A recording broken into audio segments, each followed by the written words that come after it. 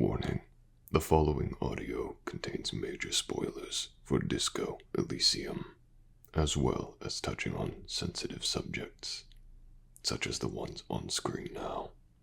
Other than that, please do enjoy.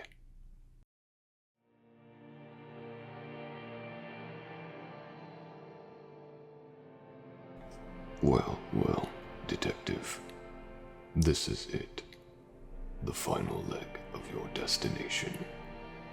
You went through all this agony, drinking, and a winding road of mistakes, only to end up here, with a bullet blasting your pelvis open.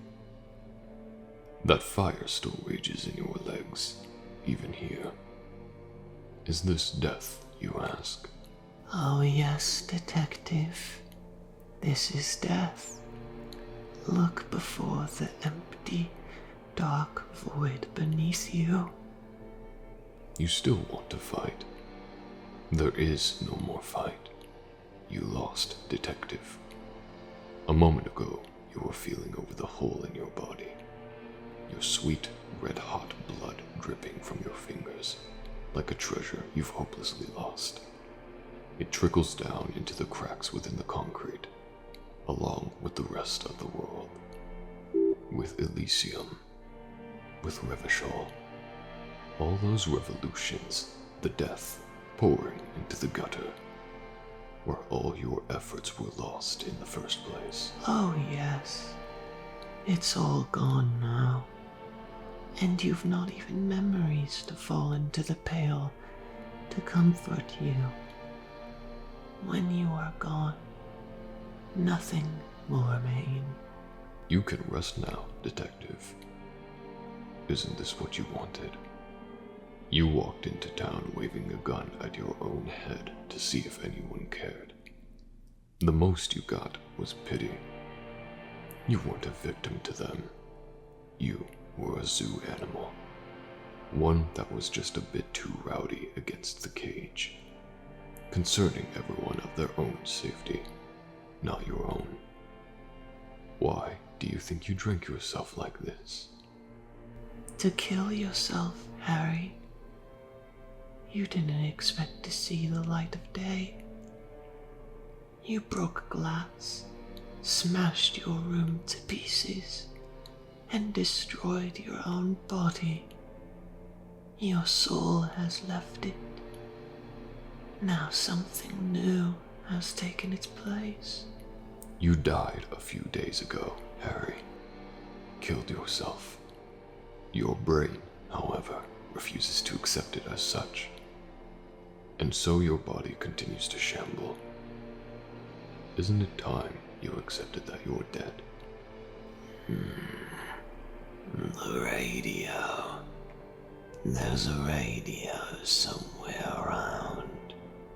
Just how much have you lost? You lost her. You let her go. You lost all your friends, your gun, your badge. Though, perhaps, there is one thing you didn't lose. Kim, the lieutenant. You think that your stunt could have possibly saved him? That you didn't fail him too? There is only one way to find out. Perhaps there is. Open your eyes, detective.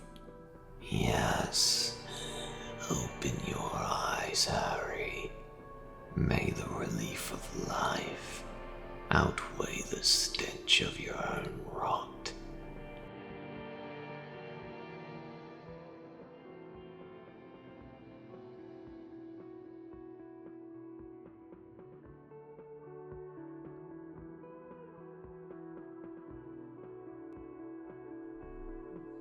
Detective? You're awake.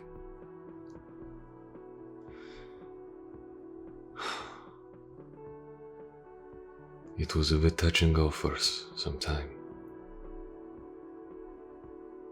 It is relieving that you are back up.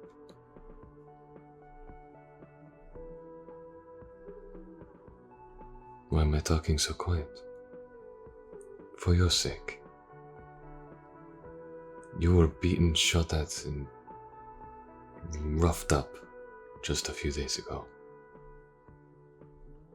Don't worry, you were not out for long. It was just...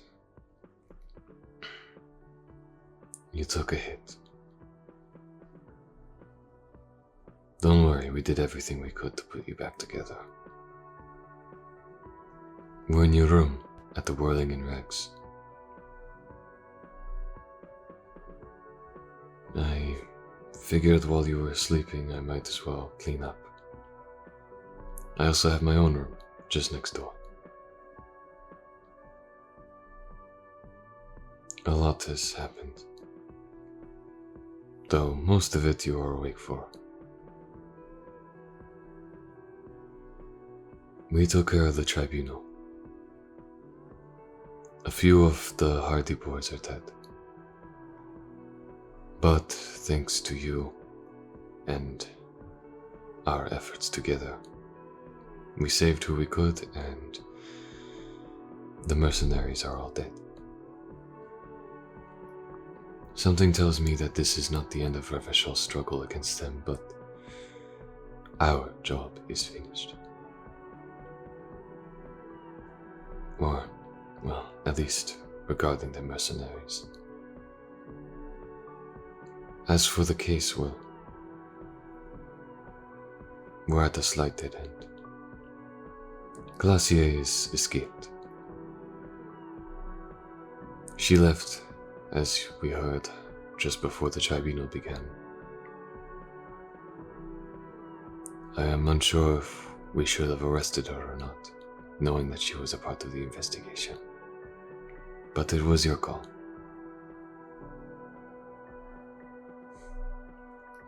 As for everything else, well, we're good now. Garth is fine. He is still downstairs running everything, though it seems that watching the tribunal happen changed him.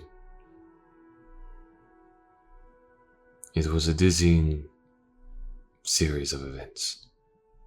I would not be surprised if any civilian witnesses are traumatized in some way still. And perhaps will be for some time. As for you, are you alright? I was just curious is all. After all, you were shot, but not only were you shot, but you killed a man. Quite a violent death, too.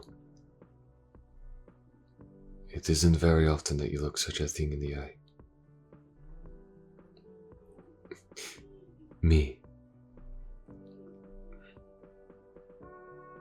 I will be fine. I do not have a high kill count, but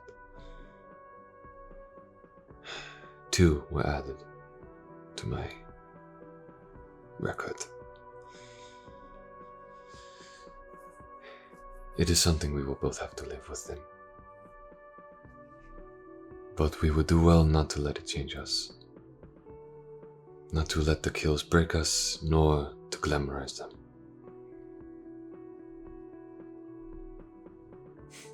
Yes.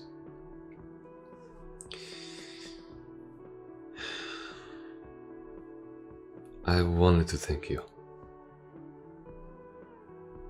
It's been a few days since it happened, but it's all I could think about. You put a gun right up to my chest and I knew what to do. The woman behind me. I think I'd be dead if it weren't for you, Harry. Or... Detective. Anyways, we should change your dressing. I only got to once. And it is not healthy, as you might assume, to be laying around in your own blood. Of course.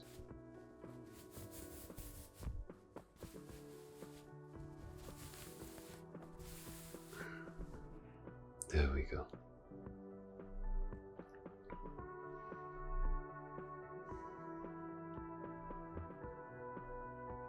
I have to say, when I first met you, I was uncertain of where this would go.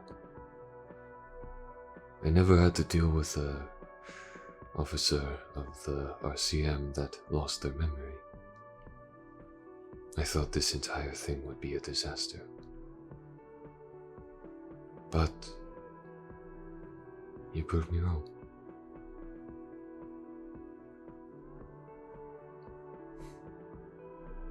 Memory or no memory, there are very few officers of the law that I know that would even throw themselves in the line of fire like the way you did.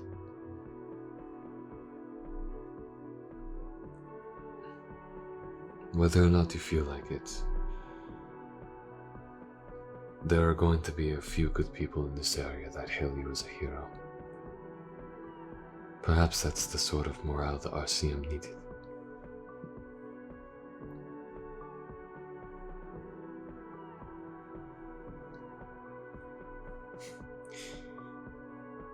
Yes, it is not going to be easy to get used to, but we may not be in this area long.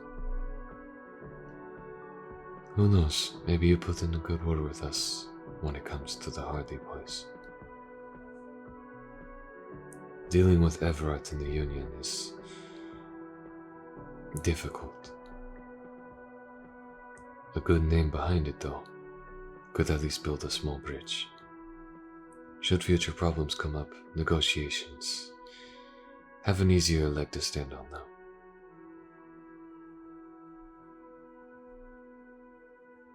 Right. Yeah. All better.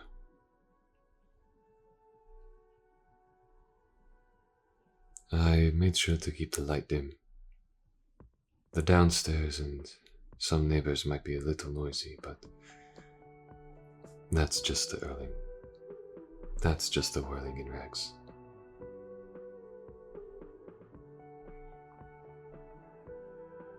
Perhaps we should help you get some rest, Detective.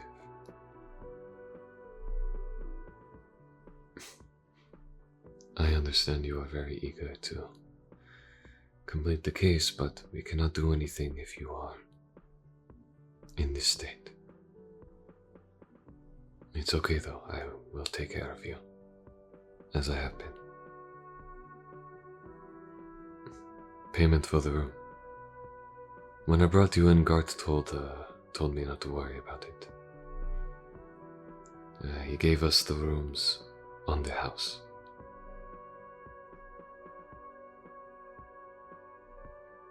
I suppose maybe he sees us as heroes too. I suppose I can see it from his perspective. He looks rattled about everything, but the last thing he saw was you shooting a man who threatened to burn down the Whirling Inn, and then sacrificing yourself for almost everyone, not knowing whether or not you would die.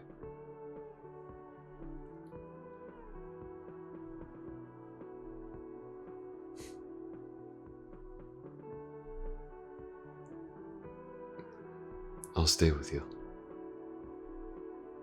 and I will make sure that you are okay. Once you're in walking condition, we will continue our investigation.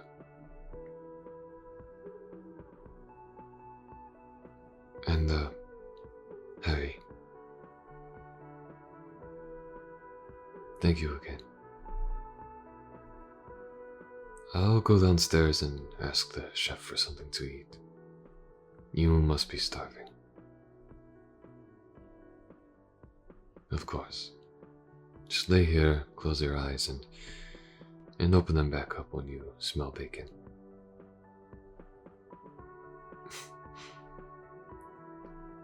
Cannibalism. Ah, pig humor. I see.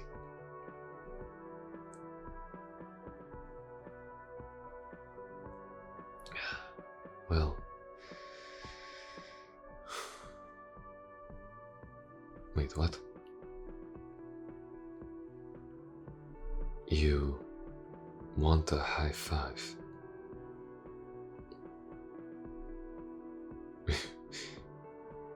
We haven't completed our investigation. We've yet to find the murderer, but I suppose we did save the Union. And rescue those who would otherwise be killed wrongfully by the worst sorts of people. Fine. Let us high five. Aces high. Alright, I'll head downstairs. See you, detective.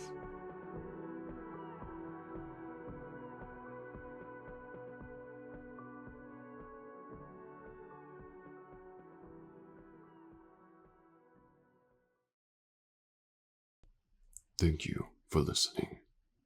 The following audio was inspired by the video game Disco Elysium. I would like to thank all who support me by liking, commenting, sharing, or just simply watching. And give a special thanks to the following patrons on the Diplomat and higher tier: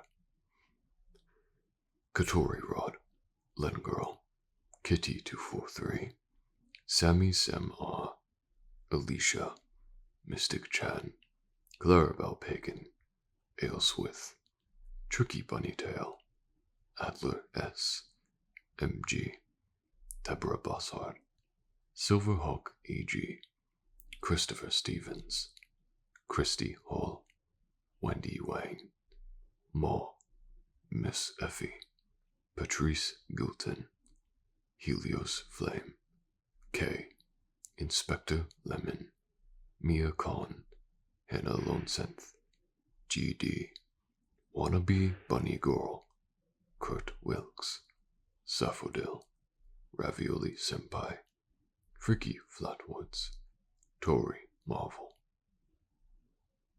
Those are all the patrons on the Diplomat and higher tier, and if you wish to join them, the link is in the description below. Thank you for listening, and have a good one.